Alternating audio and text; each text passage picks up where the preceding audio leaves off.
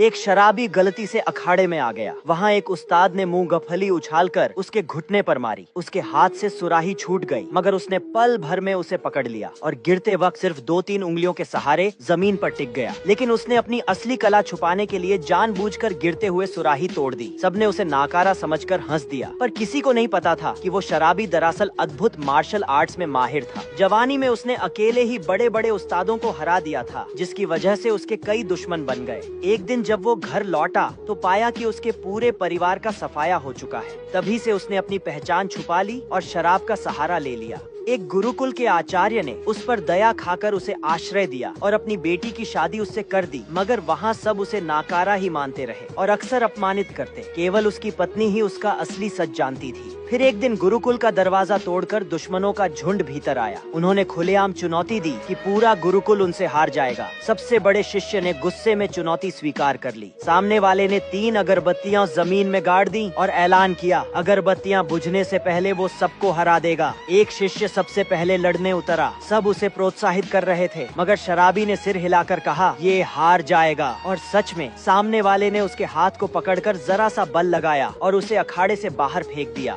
अब गुरुकुल की इज्जत बचाने के लिए वरिष्ठ शिष्य आगे बढ़ा। शुरुआत में दोनों बराबरी पर थे, मगर जल्द ही प्रतिद्वंदी ने उसकी कमजोरी पकड़ ली। उसने उसकी बांह जकड़ ली और दर्द से शिष्य चिल्लाने लगा। तभी शराबी की पत्नी अपने भाई को बचाने दौड़ी, मगर जानती थी कि वो उस योद्धा का मुकाबला नहीं कर पाएगी। उसने घुटनों पर बैठकर रहम की भीख मांगी। प्रतिद्वंदी ने शर्त रखी, अपने शराबी पति को छोड़ो और मुझसे शादी कर लो। उसने बिना सोचे इनकार कर दिया। गुस्से में उसने शराबी पर हमला किया ताकि उसकी पत्नी उससे नाता तोड़ दे, मगर पत्नी बीच में कूदकर वार झेल गई और जमीन पर बुरी तरह घायल हो गई। यह देखकर शराबी का धैर्य टूट गया। उसने कसम खाई कि अब अपनी असली ताकत दिखाएगा और उस घमंडी को उसकी औकात याद दिलाएगा।